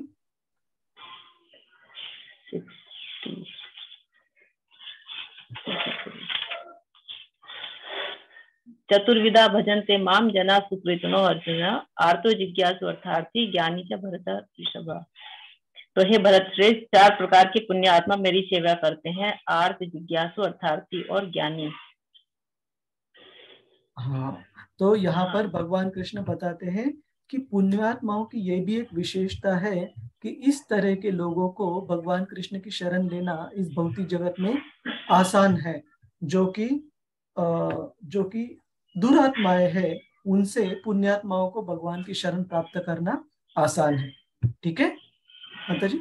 और तात्पर्य में श्रील प्रभुपाद जी बताते हैं कि कोई व्यक्ति अगर पुण्यात्मा नहीं भी हो तो भी हमने चर्चा की थी उसमें एक गुण होना चाहिए। कौन सा गुण होना चाहिए उसमें? अगर कोई व्यक्ति पुण्यात्मा ना भी हो तो भी वो भक्ति में आगे बढ़ सकता है। हाँ प्रभु जी, भगवत भक्त होना चाहिए उसका, भगवान के प्रति उसकी भक्ति अगर दृढ़ श्रद्धा विश्वास है तो वो भक्ति में आगे बढ़ सकता है। हाँ, और हमने चर्चा की थी कि वो व्यक्ति अगर भगवान के किसी शुद्ध भक्त के संग में आता है और विश्वास के साथ उस शुद्ध भक्त के जो आदेश है उनका पालन करता है तो उसे जरूर भक्ति प्राप्त होगी, है ना। जैसे हमने काफी उदाहरण देखे थे, जैसे मृगारी, उसकी कोई क्वालिफिकेशन नहीं थी। जैसे नारद मुनि, उनकी पिछले जन्म में वे एक सर्वेंट के बेटे के रूप में जन्म मिला था, एक शूद्राणी के बेटे के रूप में, लेकिन बाकी कोई क्वालिफिकेशन, पात्रता न होने के बावजूद उन्होंने क्या किया? भक्ति वेदांता की अच्छे से श्रद्धा पूर्वक सेवा की और उसी सेवा से उनको कृष्ण भक्ति प्राप्त हो गई। तो भगवान कृष्ण के शुद्ध जो भक्त है उनके संग करने से, आदेशों का पालन करने से हम कृष्ण भक्ति में विकसित कर सकते हैं, कृष्ण भक्ति में आगे बढ़ सकते हैं। ठीक है जी प्रभु जी। हरे कृष्ण। हरे Krishna. We are on the last but one slide, और हमें भी ऐसे किसी भक्त को पूछेंगे जिन्होंने अभी तक पढ़ा नहीं है। प्रगति श्री माता जी, हरे कृष्णा। हरे कृष्णा प्रभु जी। Yes माता जी, can read this out. One second, actually, which श्लोक number I'll read from my book. नहीं, ये श्लोक नहीं है, ये श्रील प्रभुपाद जी की टिप्पणी है। जी जी प्रभु जी, हरे कृष्णा। अध्याय 7 ज्ञान विज्ञान योग निरपेक्ष का ज्ञान। यह 7वां अध्याय विशेष रूप से बताता है कि कैसे कोई पूर्ण रूप से कृष्ण भावना भावित व्यक्ति बन सकता है। अच्छी संगति में कृष्ण भावनामृत के कामिक विकास के से जीव समझ सकता है कि कृष्ण की विस्मृति के कारण वह भौतिक प्रकृति के नियमों से बाध्य हो गया है। हरे कृष्णा। बहुत बहुत धन्यवाद प्रगति श्री माता जी। And last slide if Vandana माता जी वुड लाइक टू रीड। जी प्रभु जी। यस माता जी। वह यह भी समझ सकता है कि जीवन का यह मानव रूप कृष्ण भावनामृत को पुनः प्राप्त करने का एक अवसर है और इसका पूर्ण उपयोग सर्वोच्च भगवान की अकारण दया प्राप्त करने के लिए किया जाना चाहिए। तात्पर्य 7.30। बहुत बहुत धन्यवाद वंदना माता जी। तो किसी भी भक्त की, अब आज तक हमने 7वें अध्याय में जो भी चर्चा की, जो भी मुद्दों पर किसी को कोई सवाल है, कोई चीज क्लियर नहीं है? प्रगति श्री माता जी। हरे कृष्ण। हरे कृष्णा प्रभु जी, पुनः दंडवत प्रणाम। जैसे अभी बीच में जस्ट पहले डिस्कशन में अभी पूनम माता जी ने बोला, जैसे जो कोई स्वर्ग जो चले गए, तो अगर वहां पर भी उन्होंने भक्ति की, भगवत भक्ति की, तो स्वर्ग से ही उनको वो बैकुंठ मिल जाएगा या वापस से धरती पे आना पड़ेगा? अगर उन्होंने वहां पे भक्ति में आगे बढ़ते हैं तो वहां से भी वो भगवत धाम जा सकते हैं। बस स्वर्ग में ना एक ही दिक्कत है, वो दिक्कत है कि जो भौतिक आनंद है और जो भौतिक दुख है, इनका जो बैलेंस है वो भौतिक आनंद के लिए ज्यादा है थोड़ा सा। तो इससे ये दिक्कत छोटी सी नहीं, काफी बड़ी दिक्कत है। पृथ्वी पे ही इतना बैलेंस अच्छे से होने के बावजूद काफी लोग सोचते हैं कि इस भौतिक जगत में आनंद उपभोग करते हैं। तो ये दिक्कत है कि स्वर्गलोक में जाने के बाद कृष्ण की भक्ति की तीव्रता उतनी अच्छी रखना वो काफी मुश्किल है। बाकी कोई दिक्कत नहीं है, ठीक है। सब कुछ अगर ठीक रहा तो हम बोलेंगे फिर भगवत धाम जाना ही क्यों है, यही रुक जाते हैं, है ना। जैसे आपको एक उदाहरण देता हूं मैं, कुछ कुछ यूरोपियन कंट्रीज में, जैसे एग्जांपल नॉर्वे है। नॉर्वे में कैपिटल पनिशमेंट है नहीं, मतलब कितना भी संगीन से संगीन गुनाह अगर कोई व्यक्ति क्यों ना करे, उसको फांसी की सजा नहीं होगी वहां पर। तो उनके जो जेल है, क्योंकि वो कंट्रीज, वो जो देश है इतने अमीर है कि जेल वैसे है कि वहां पर सब फैसिलिटीज है। मतलब अपने जेल जैसे कोठड़ी में नहीं है, हर एक इसको जो भी जेल में है व्यक्ति, उनको एक अपार्टमेंट जैसी, फ्लैट जैसी सुविधा मिलती है, जहां पर छोटा सा किचन, बेडरूम, सब कुछ मिलेगा। सिर्फ वो जेल रहेगा, मतलब इधर उधर बाहर घूमने के लिए अलाउड नहीं है, लेकिन फैसिलिटी, जिम वगैरह भी रहेंगी, सब कुछ फैसिलिटीज रहेंगी। तो कोई व्यक्ति अगर हमारा किसी क्रिमिनल को वहां भेजेंगे, वो तो बोलेगा मुझे यही रहना है, बिल्कुल मजे में है ना, बाहर आने की जरूरत नहीं। तो वैसे ही है कि वो ऐसे जेल है जहां पर फैसिलिटी सब कुछ बढ़िया है, तो फिर किसी को बाहर निकलने की कोई ज्यादा जरूरत नहीं लगती। बाकी कोई प्रॉब्लम नहीं। हरे कृष्ण महामंत्र का जप है, यहाँ से ब्रह्मलोक तक कहीं भी जाकर आप करिए, उसका प्रभाव उतना ही रहेगा। बस दिक्कत यह है कि यहाँ पर दुख और सुख का बैलेंस है, जिससे हमें जरूरत लगती है कृष्ण भावना पालन फॉलो करने की। हरे कृष्ण। श्री हरिप्रिया माता जी। हरे कृष्ण। हरे कृष्ण प्रभु जी, दंडवत प्रणाम। प्रभु जी, मेरा प्रश्न है, अभी आप वो जो पुण्य के बारे में हम डिस्कस कर रहे थे, तो यदि हम कर्म करते हैं तो पुण्य का बैलेंस बढ़ेगा, विकर्म करेंगे तो पाप का बैलेंस बढ़ेगा। तो फिर इससे पुण्य इकट्ठे करके हम मतलब कुछ अचीव नहीं करते, तो जब तक हम भक्ति करते हैं तो क्या हमारा अकर्म हो जाता है, जिसकी वजह से हमें भगवत धाम की प्राप्ति होती है? हमारे समर्पण पे है माता जी। जैसे ऐसे कहा जाता है कि भगवान कृष्ण हमारे जीवन का उतना ही चार्ज लेंगे जितना हम उन्हें समर्पित है। इसका मतलब है कि समझो, अगर मैं मेरे जो बॉस है उनके प्रति पूरी तरह समर्पित है, और मैं बोलूंगा कि आप जो भी मुझे प्रमोशन दो, रेस दो, मेरी सैलरी कम करो, मैं पूरी तरह से समर्पित हूँ और मैं आपको रिजल्ट लेने के लिए तैयार हूँ, उसी स्तर पर वो चार्ज लेंगे। अगर हम भगवान कृष्ण हमारे खुद के आसक्तियों के प्रति आसक्त रहेंगे, उतना ही कम भगवान कृष्ण हमारे जीवन का चार्ज लेंगे। जितना हम ज्यादा समर्पित रहेंगे, उतने हमारे जो कर्म है वो अकर्म रहेंगे। ठीक है। तो भगवान कृष्ण कभी उसमें जबरदस्ती नहीं करते, हर एक को अपना समय और स्पेस देते हैं। भगवत धाम लौटने के लिए। तो इसलिए हमारी प्रार्थना होनी चाहिए कि हे प्रभु, मुझे पता नहीं है कि मेरे लिए पूरी तरह से अच्छा क्या है, बुरा क्या है, तो आप कृपया मेरी समझ पे मत जाइए, आप अपनी समझ पे जाइए। मैं पूरा समर्पण करना चाहता हूँ या चाहती हूँ आपको। तो गलती से भी मैंने कुछ इधर उधर भौतिक मांग लिया तो उसको सीरियसली मत लीजिए। आपको अगर लगता है ठीक है तो ही दीजिएगा, लेकिन आप पूरा चार्ज लीजिएगा। और यह भी प्रार्थना में कहा गया है, समझो प्रभु राम के लिए कहा गया है, एक व्यक्ति जब भगवान को एक बार बोल देता है कि प्रभु जी मैं आपसे आपका हूँ और कृपया आप मेरा चार्ज लीजिए, वो व्यक्ति भूल जाए, लेकिन भगवान कृष्ण कभी नहीं भूलते इस व्यक्ति ने ये कमिटमेंट, ये मुझसे रिक्वेस्ट मांगी थी, है ना। तो ये बहुत महत्वपूर्ण चीज है कि हम भगवान को एटलीस्ट जब हमारी चेतना अच्छी हो तब तो ये प्रार्थना ऑफर करें कि हे प्रभु पूरी तरह से आप मेरे जीवन का चार्ज ले लीजिए। अपने हमें क्या लगता है भगवान हमें कोई चीज कमी रहने देंगे? बिल्कुल नहीं। ऐसे नहीं कि उनको कोई चीज देनी नहीं है, बस उनको एक ही चीज की चिंता है कि इस चीज का गलत इस्तेमाल नहीं होना चाहिए और ये भक्त मुझसे दूर नहीं जाना चाहिए माया के इसमें। ये छोड़कर भगवान कृष्ण को और कोई चीज ज्यादा प्रिय नहीं है। ठीक है श्री हरि प्रिया माता जी। जी प्रभु जी। प्रभु जी एक और क्वेश्चन है, वो मॉर्निंग की भागवतम क्लास से रिलेटेड है, अगर आप परमिशन दे तो मैं पूछूं। हाँ हाँ। तो प्रभु जी वहाँ जो चल रहा था करदम मुनि ने, वो तो इतने डिवोशनल सर्विस में एनहांस्ड थे और एडवांस थे, तो भी उन्होंने और देवहूति ने भगवान कृष्ण को अपने पुत्र के रूप में चाहने की डिजायर क्यों की? उन्होंने, अगर वो इतने भक्ति में प्रगाढ़ और आगे थे तो उन्होंने भगवत धाम के लिए भगवान की निष्काम भक्ति जिसे कहते हैं वो क्यों नहीं की? मतलब व्हाट इज बेटर? हाँ देखिए, इसमें समझने की कुछ चीजें हैं। सबसे पहले भगवान को पुत्र के रूप में प्राप्त करना ये कोई भौतिक इच्छा नहीं है, ठीक है।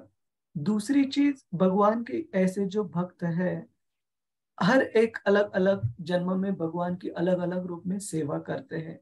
तो ये कोई भौतिक इच्छा, जैसे हम देख सकते हैं कि कर्दम मुनि और देवाहुति दोनों ही इतने विरक्त थे कि देवाहुति तो एकदम रॉयल बैकग्राउंड से आ रही थी, वो एक राजकुमारी थी, लेकिन उन्होंने अपने पति की मतलब भगवान कृष्ण के एक सेवक के सेवा में जुटते हुए पूरे अपने शरीर का जो सौंदर्य है उसको भी वो ध्यान नहीं दिया, उन्होंने पूरी तरह से समर्पित थे। तो ये साधारण भक्त नहीं है, दोनों शुद्ध भक्त हैं। और उन्होंने जो इच्छा व्यक्त की, उन्होंने अपनी नम्रता के कारण, देवाहुति जी ने ये, वे बेसिकली डिसअपॉइंटेड, मतलब खुद से ही काफी नाराज थी कि इस मनुष्य जीवन का मैंने अच्छे से इस्तेमाल नहीं किया और ऐसे कर्दम मुनि जैसे पति मुझे मिलने के बावजूद मैंने जीवन की परिपूर्णता को हासिल नहीं किया। ये उनकी नम्रता थी, लेकिन उनकी सेवा के प्रति उनको एक गिफ्ट के रूप में कर्दम मुनि ने स्वयं भगवान श्री कृष्ण उनको पुत्र के रूप में प्रदान किए। ठीक है, तो ये दोनों महान भक्त हैं, उसमें भौतिक इच्छा बिल्कुल नहीं है। श्री हरि प्रिया माता जी। ठीक है, हरे धन्यवाद प्रभु जी, हरे कृष्णा, बहुत बहुत कृष्ण। धन्यवाद। और उसका रिजल्ट देखिए, जब उनको पुत्र प्राप्त हुए, कर्दम मुनि तो तुरंत घर का त्याग कर कर निकल गए। हाँ, और उन्होंने भी भगवत भक्ति में पूर्णता हासिल की और देवाहुति माता ने भी अपने बेटे से सांख्य योग की पूरी विधि समझकर, भगवत भक्ति समझकर अपना जीवन परिपूर्ण करवा लिया। और केवल माता पिता का ही उद्धार नहीं हुआ, उनकी वजह से हमारा भी उद्धार हो गया कि हमें कपिला देव जी के उपदेशों को प्राप्त कर पाए हम। ठीक है जी प्रभु, हरे कृष्ण, बहुत बहुत धन्यवाद। हरे कृष्ण प्रभु। हरे कृष्ण। तो हम अभी बचे हुए समय में हमारे जो 3 भक्त बचे हैं श्लोक का रिसाइटेशन के, उनके फटाफट श्लोक रिसाइटेशन हम लेंगे। तो मुझे एक बार खोल दीजिए वो नंबर लिस्ट। तब तक हम शुरू, पहले कौन करना चाहेगा?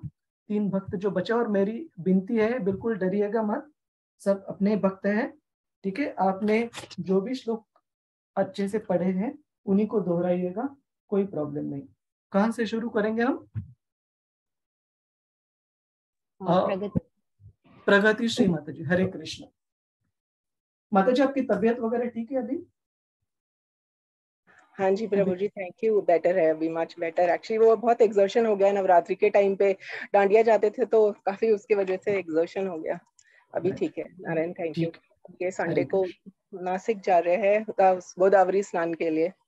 अच्छा अच्छा, ठीक है। हरे कृष्ण सभी को, श्री गुरुवे नमः। मैं पहले सभी श्लोक्स रिसाइट करूंगी, मैंने एक म्यूजिकल वे में लर्न किया, मैं फिर उनको एक्सप्लेन कर दूंगी। हरे कृष्ण। श्री गुरुवे नमः। कार्पण्य दोषोपहत स्वभावः पृच्छामि त्वां धर्म सम्मूढचेता यच्छ्रेयस्यान्निश्चितं ब्रूहि तन्मे शिष्यस्तेऽहं चाजिमां त्वां प्रपन्नम् देहिनोऽस्मिन् यथा देहे कौमारं यौवनं जरा तथा देहान्तरप्राप्तिर्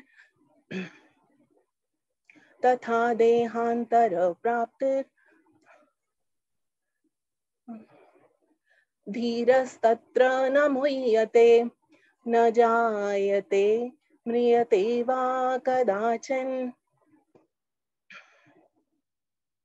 न जायते म्रियते वा कदाचन नायं भूत्वा भविता वा न भूयः अजो नित्या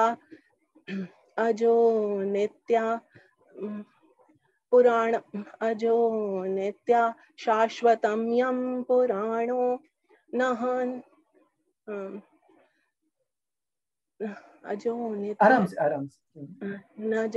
अजो नित्या शाश्वतं यं पुराणो न हन्यते हन्यमाने शरीरे।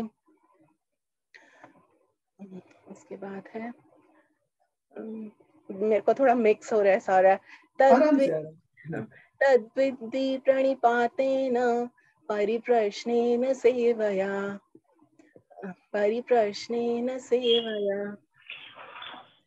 नहीं प्रभु जी, ये तो ठीक है, ये 4 है ना, उसमें 4.34 मेरे को याद आ गया। भोगेश्वर प्रसक्तानां नया परुतु चेतसां तया परुतु चेतसां व्यवसायात्मका बुद्धि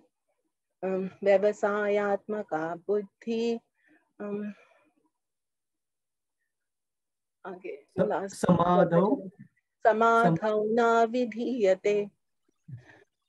उसके बाद है प्रकृति क्रियमाणानि गुणे कर्माणि सर्वशः अहंकार विमूढ़ात्मा।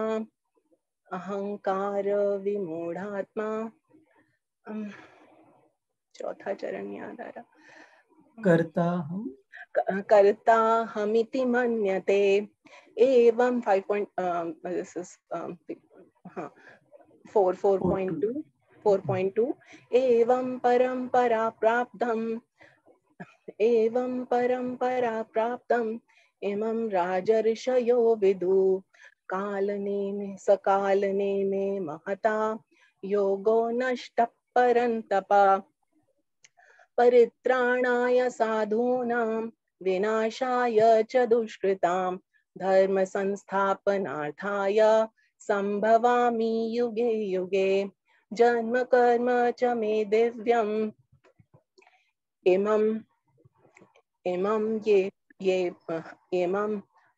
ये वेत्ति तत्त्वतः त्यक्त्वा देहं पुनर्जन्म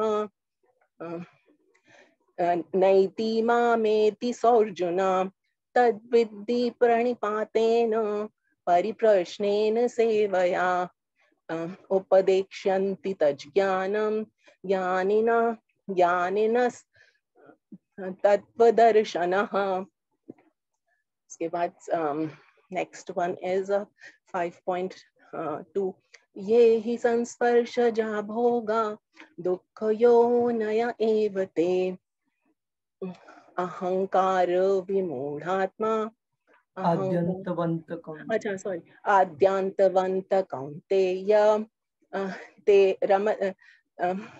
रमते बुधः न तेषु रमते बुधः Next one is 5.22. 5.29, this was 5.29 शांति सूत्र। वो है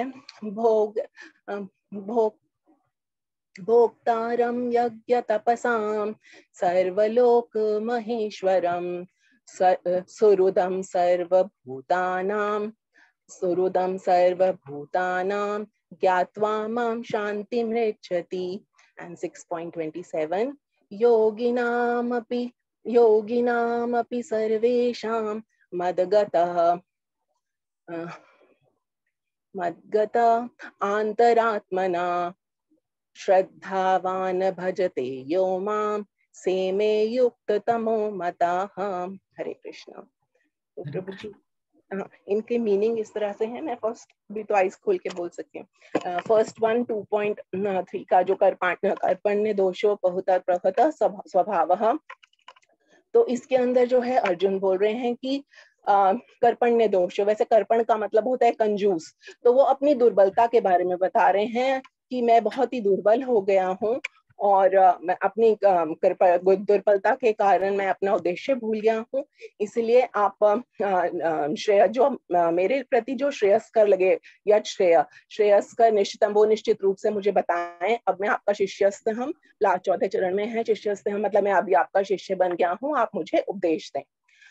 नेक्स्ट वन 2.7 में जो है देहिनोस्मिन् यथा देहे कौमारम यौवनम, जो ये शरीरधारी आत्मा है वह बाल अवस्था से कौमार अवस्था से वृद्धावस्था और देहांतर के उपरांत वो दूसरा शरीर धारण करती है। लेकिन जो बुद्धि जीव है वो इसमें मोहग्रस्त नहीं होता है। नेक्स्ट वन वाज नेक्स्ट न जायते मृत्यवा कदाचन, ये आत्मा जो है ना तो ये पैदा होती है ना मर सकती है। तो